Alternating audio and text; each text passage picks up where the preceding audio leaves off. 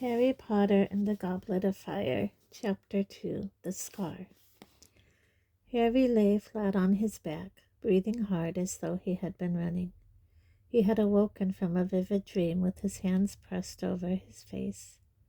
The old scar on his forehead, which was shaped like a bolt of lightning, was burning beneath his fingers as though someone had just pressed a white-hot wire to his skin.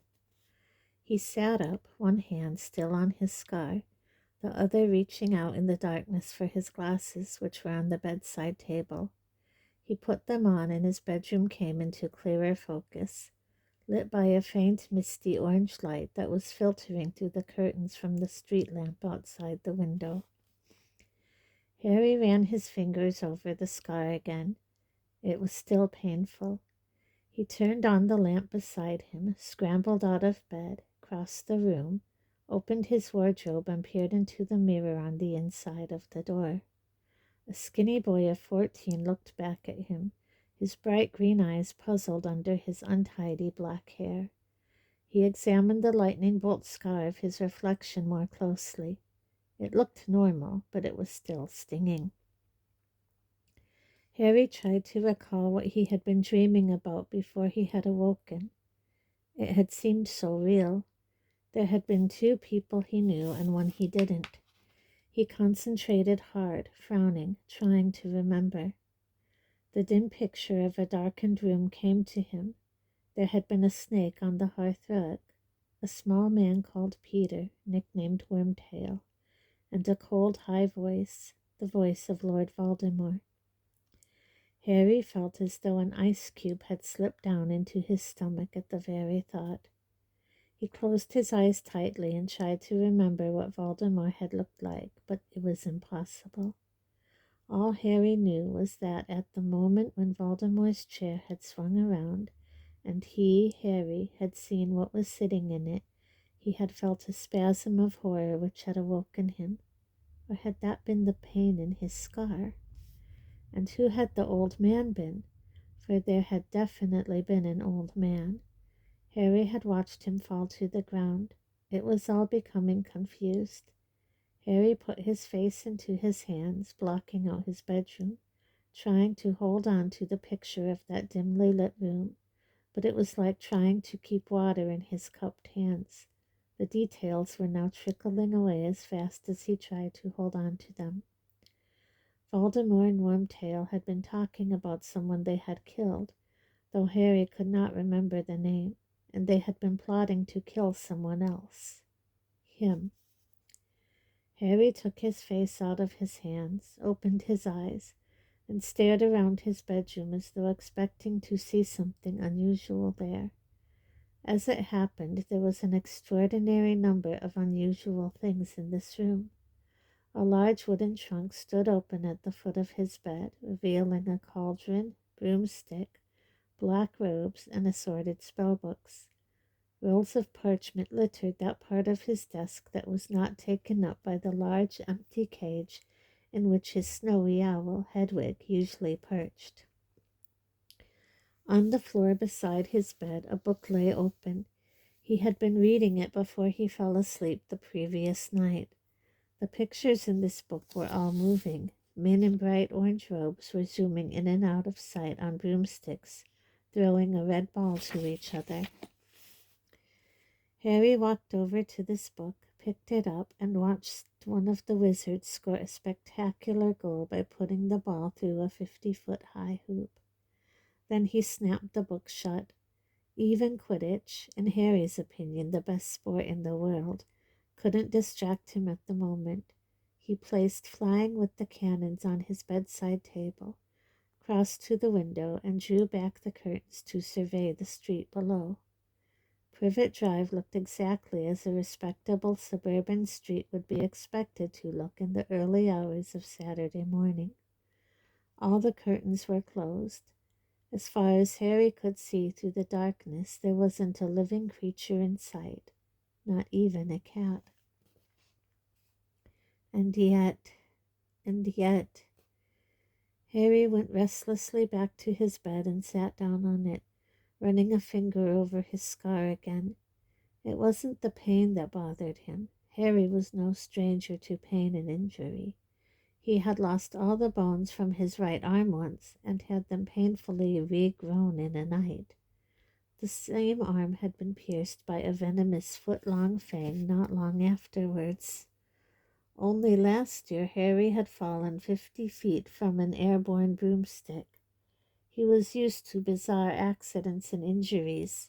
They were unavoidable if you attended Hogwarts School of Witchcraft and Wizardry and had a knack for attracting a lot of trouble.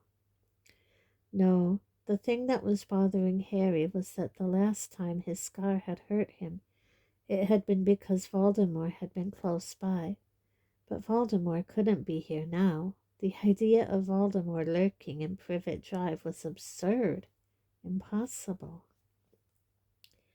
Harry listened closely to the silence around him.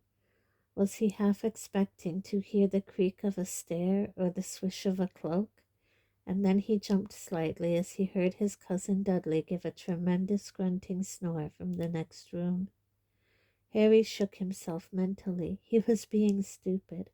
There was no one in the house with him except Uncle Vernon, Aunt Petunia, and Dudley, and they were plainly still asleep, their dreams untroubled and painless.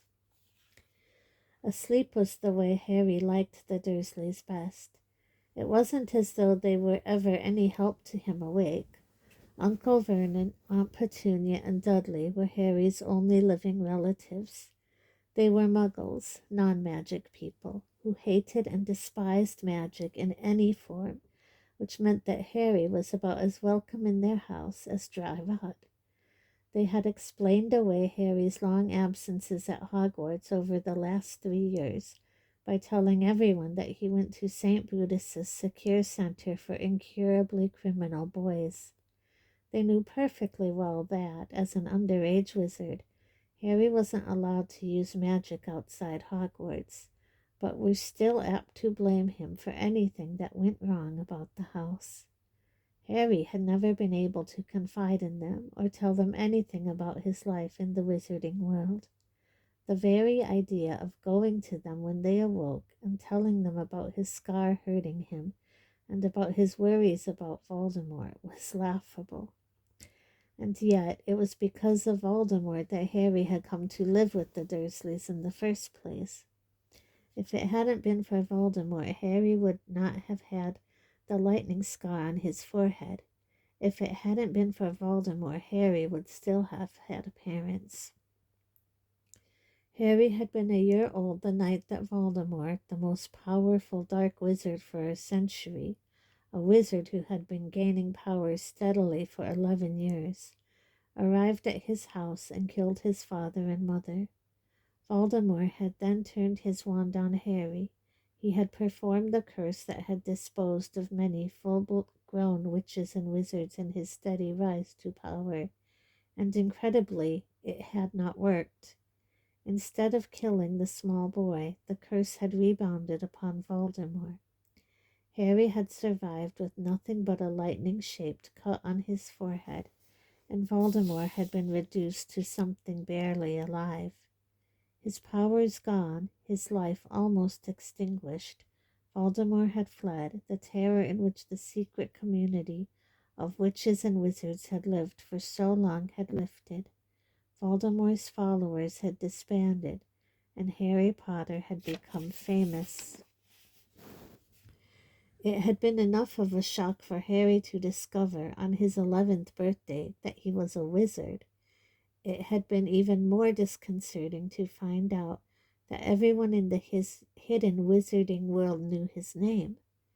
Harry had arrived at Hogwarts to find that heads turned and whispers followed him wherever he went. But he was used to it now.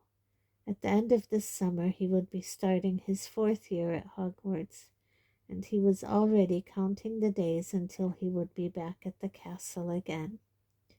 But there was still a fortnight to go before he went back to school. He looked hopelessly around his room again, and his eye paused on the birthday cards his 2 best friends had sent him at the end of July. What would they say if he wrote to them and told them about his scar hurting? At once Hermione Granger's voice filled his head, shrill and panicking. Your scar hurt? Harry, that's really serious. Write to Professor Dumbledore, and I'll go and check common magical ailments and afflictions. Maybe there's something in there about curse scars. Yes, that would be Hermione's advice. Go straight to the headmaster of Hogwarts, and in the meantime, consult a book. Harry stared out of the window at the sky, inky blue and black sky. He doubted very much whether a book could help him now. As far as he knew, he was the only living person to have survived a curse like Voldemort's. It was highly unlikely, therefore, that he would find his symptoms listed in common magical ailments and afflictions. As for informing the headmaster, Harry had no idea where Dumbledore went during the summer holidays. He amused himself for a moment, picturing Dumbledore with his long silver beard, full-length wizard's robes, and pointed hat, stretched out on a beach somewhere, rubbing suntan lotion into his long crooked nose. Wherever Dumbledore was, though, Harry was sure that Hedwig would be able to find him. Harry's owl had never yet failed to deliver a letter to anyone, even without an address. But what would he write? Dear Professor Dumbledore, sorry to bother you, but my scar hurt this morning. Yours sincerely, Harry Potter. Even inside his head the words sounded stupid, and so he tried to imagine his other best friend Ron Weasley's reaction, and in a moment Ron's long-nosed, freckled face seemed to swim before Harry, wearing a bemused expression. Your scar hurt, but you know who can't be near you now, can he? I mean, you'd know, wouldn't you? He'd be trying to do you in again, wouldn't he? I don't know, Harry. Maybe curse scars always twinge a bit. I'll ask Dad. Mr. Weasley was a fully qualified wizard who worked in the misuse of Muggle artifacts office at the Ministry of Magic, but he didn't have any particular expertise in the matter of curses as far as Harry knew. In any case, Harry didn't like the idea of the whole Weasley family knowing that he, Harry, was getting jumpy about a few moments' pain. Mrs. Weasley would fuss worse than Hermione, and Fred and George, around 16-year-old twin brothers, might think Harry was losing his nerve. The Weasleys were Harry's favorite family in the world. He was hoping that they might invite him to stay any time now. Ron had mentioned something about the Quidditch World Cup, and he somehow didn't want his visit punctuated with anxious inquiries about his scar. Harry kneaded his forehead with his knuckles. What he really wanted, and it felt almost shameful to admit it to himself, was someone like a parent, an adult wizard whose advice he could ask without feeling stupid, someone who cared about him, who had had experience of dark magic. And then the solution came to him. It was so simple and so obvious that he couldn't believe it had taken so long. Sirius. Harry leaped up from the bed, hurried across the room, and sat down at his desk. He pulled a piece of parchment towards him, loaded his eagle feather quill with ink, wrote, Dear Sirius, then paused, wondering how best to phrase his problem, and still marveling at the fact that he hadn't thought of Sirius straight away. But then, perhaps, it wasn't so surprising. After all, he had only found out that Sirius was his godfather 2 months ago. There was a simple reason for Sirius's complete absence from Harry's life until then. Sirius had been in Azkaban, the terrifying wizard jail guarded by creatures called Dementors, sightless, soul-sucking fiends who had come to search for Sirius at Hogwarts when he had escaped. Yet Sirius had been innocent. The murders for which he had been convicted had been committed by Wormtail, Voldemort's supporter, whom nearly everybody now believed dead. Harry, Ron, and Hermione knew otherwise. However, they had come face to face with Wormtail the previous year, though only Professor Dumbledore had believed their story. For one glorious hour Harry had believed that he was leaving the Dursleys at last, because Sirius had offered him a home once his name had been cleared. But the chance had been snatched away from him. Wormtail had escaped before they could take him to the Ministry of Magic, and Sirius had had to flee for his life. Harry helped him escape on the back of a hippogriff called Buckbeak, and since then Sirius had been on the run. The home Harry might have had if Wormtail had not escaped had been haunting him all summer. It had been doubly hard to return to the Dursleys knowing that he had so nearly escaped them forever. Nevertheless, Sirius had been of some help to Harry, even if he couldn't be with him. It was due to Sirius that Harry now had all his school things in his bedroom with him. The Dursleys had never allowed this before. Their general wish of keeping Harry as miserable as possible, coupled with their fear of his powers, had led them to lock his school trunk in the cupboard under the stairs every summer prior to this. But their attitude had changed since they had found out that Harry had a dangerous murderer for a godfather. Harry had conveniently forgotten to tell them that Sirius was innocent. Harry had received 2 letters from Sirius since he had been back at Privet Drive. Both had been delivered, not by owls, as was usual with wizards, but by large, brightly colored, tropical birds. Hedwig had not approved of these flashy intruders. She had been most reluctant to allow them to drink from her water tray before flying off again. Harry, on the other hand, had liked them.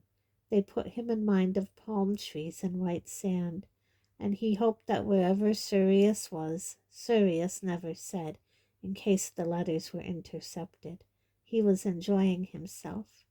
Somehow Harry found it hard to imagine Dementors surviving for long in bright sunlight. Perhaps that was why Sirius had gone south. Sirius's letters, which were now hidden beneath the highly useful loose floorboard under Harry's bed, sounded cheerful, and in both of them he had reminded Harry to call on him if ever Harry needed to. Well, he needed to now, all right. Harry's lamp seemed to grow dimmer as the cold gray light that precedes sunrise slowly crept into the room. Finally, when the sun had risen, when his bedroom walls had turned gold, and when sounds of movement could be heard from Uncle Vernon and Aunt Petunia's room, Harry cleared his desk of crumpled pieces of parchment and reread his finished letter. Dear Sirius, thanks for your last letter. That bird was enormous. It could hardly get through my window. Things are the same as usual here. Dudley's diet isn't going too well. My aunt found him smuggling donuts into his room yesterday. They told him they'd have to cut his pocket money if he keeps doing it, so he got really angry and chucked his PlayStation out of the window. That's the sort of computer thing you can play games on. Bit stupid, really. Now he hasn't even got Mega Mutilation Part 3 to take his mind off things. I'm okay, mainly because the Dursleys are terrified you might turn up and turn them all into bats if I ask you to. A weird thing happened this morning, though. My scar hurt again. Last time that happened, it was because Voldemort was at Hogwarts. But I don't reckon he can be anywhere near me now, can he? Do you know if cursed scars sometimes hurt years afterwards? I'll send this with Hedwig when she gets back. She's off hunting at the moment. Say hello to Buckbeak for me, Harry. Yes, thought Harry, that looked all right. There was no point putting in the dream. He didn't want it to look as though he was too worried. He folded the parchment up and laid it aside on his desk, ready for when Hedwig returned. Then he got to his feet, stretched, and opened his wardrobe once more. Without glancing at his reflection, he started to get dressed before going down to breakfast.